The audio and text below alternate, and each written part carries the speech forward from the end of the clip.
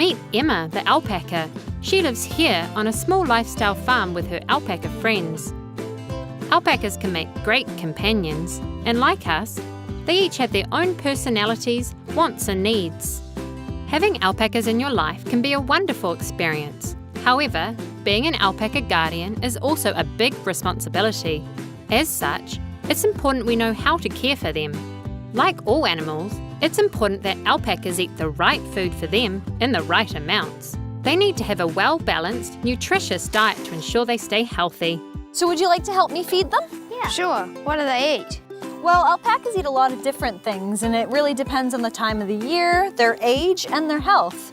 So right now they're going to be getting some zinc pellets, and they each even have their own troughs over here. Alpacas are herbivores, which means they only eat plant-based materials such as grasses, leaves, fruit and vegetables. Providing good quality hay for them is important because the fibre helps them to digest their food. Alpacas have a special 3-chambered stomach that helps them to absorb the nutrients they need. As part of this process, they often bring up, chew their food, then swallow it again, over and over. Ew, should they eat their own vomit? Well, kind of. It's called chewing cud. So they'll bring a bit of food up from their stomach, chew it again, and send it back down. But it's not gross for them. They actually really enjoy it, and it really helps them get all the nutrients they need from their food. Sometimes it looks like they've got chewing gum. Yeah, that's probably when they're chewing their cud. Alpacas are also grazers, which means they like to spend a lot of their day grazing on different plants and searching for delicious things to eat in their environment. They like eating the grass a lot. Yeah, definitely, especially new spring growth. But not all grass is nutritious, and some can even cause health problems, and that's why it's so important to get your pasture properly tested. Will they eat the trees too?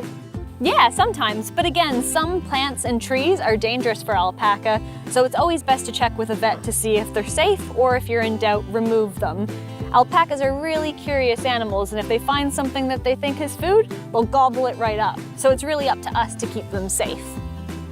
It's important to avoid feeding your alpacas grain, maize, stone fruit and other sweet foods.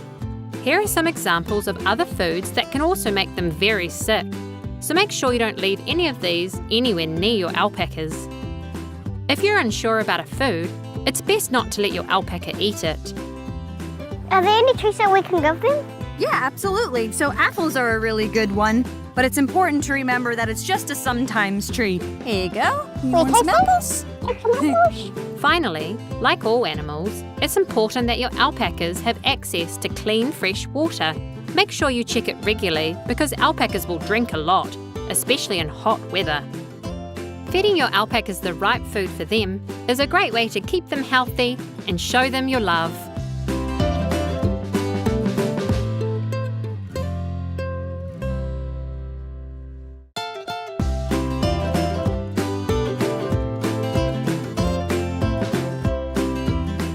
This cute 4-legged friend is an alpaca or alpaca named Emma.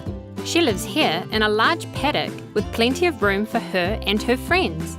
All companion animals should live in a suitable environment, as their home affects how they feel, think and behave. Because alpacas are quite large animals, they need plenty of space. And the more alpacas in your herd, the more land you'll need. Ideally, you'll have more than one pasture, so you can rotate your alpaca herd into different paddocks. This gives your empty pastures a chance to grow while they're not being used. Is this fence good for alpacas? Yeah, absolutely. So alpacas can actually jump really high, so you need to have a high fence so they don't escape. Because if they do, they could get lost or eat something they're not supposed to, or even get hurt, and that's not good. Do they stick their heads through the gaps?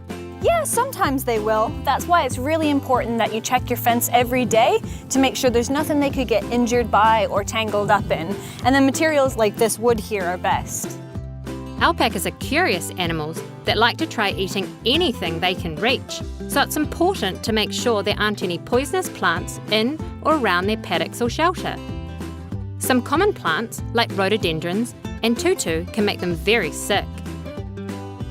If you're unsure about a certain plant or tree, you can ask your vet for advice or just remove it from the pasture to be safe. It's also important that alpacas have somewhere to shelter from the sun, wind, and rain. This can be a barn or suitable hedge or stand of trees. Providing a safe and suitable environment for your alpacas is a great way to keep them happy and healthy.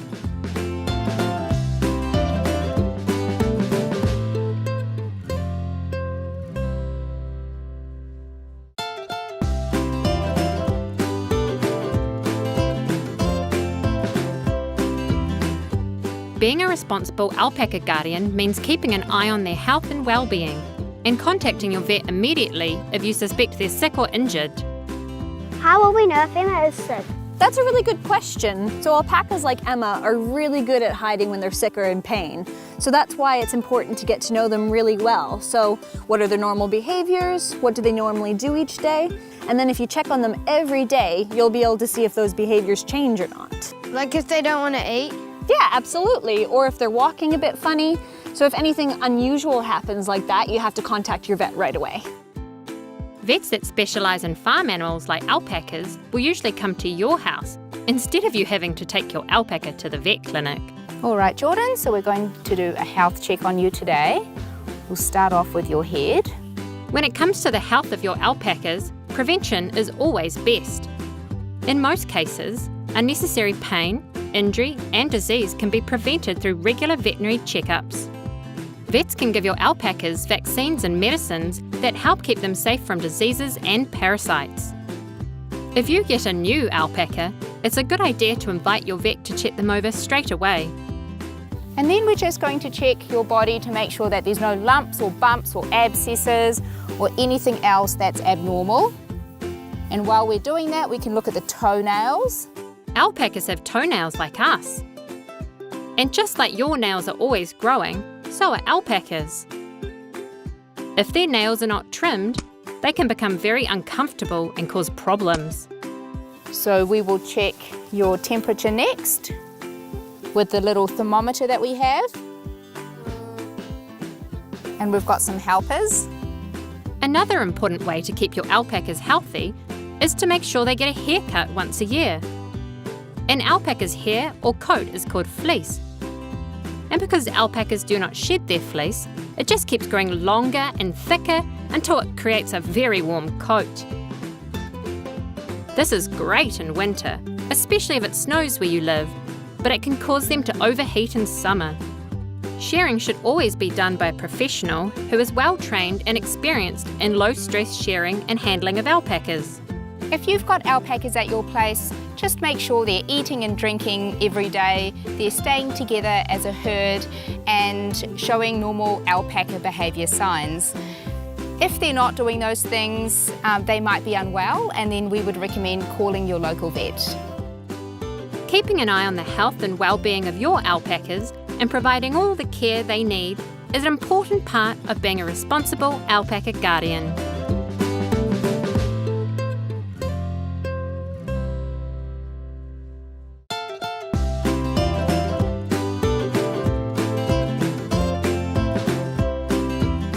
Emma and her friends are alpacas, and so it's important that they get to do all the things that alpacas like to do. This means they need to be given opportunities to express their natural behaviours. Alpacas are very clever and curious. They like to investigate new things and forage around for their food. Without fun things to do, compatible companions and places to explore, alpacas can get bored, frustrated and lonely. All right, so what's on the enrichment plan for today? Scatter feeding. Perfect. It's great that we have a plan in place so that we give them a little bit of enrichment every day, but not too much all at once so that it doesn't stress or overwhelm them. Creating different ways to feed your alpacas can also be fun.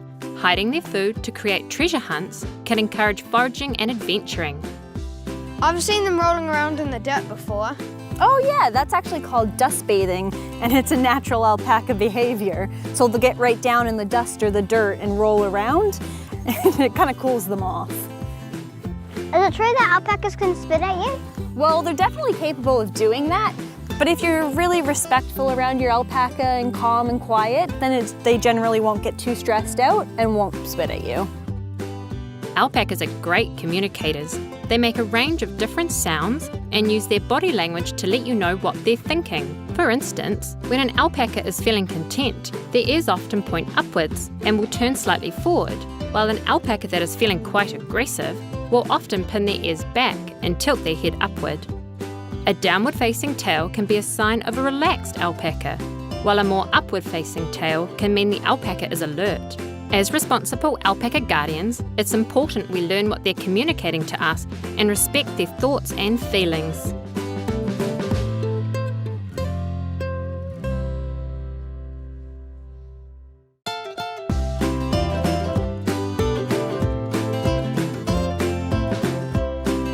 All alpacas deserve to be happy and healthy. Alpacas have a natural lifespan of between 15 and 20 years. Responsible alpaca guardians need to ensure that they're ready to provide their alpacas with love, care, and understanding throughout their whole lives.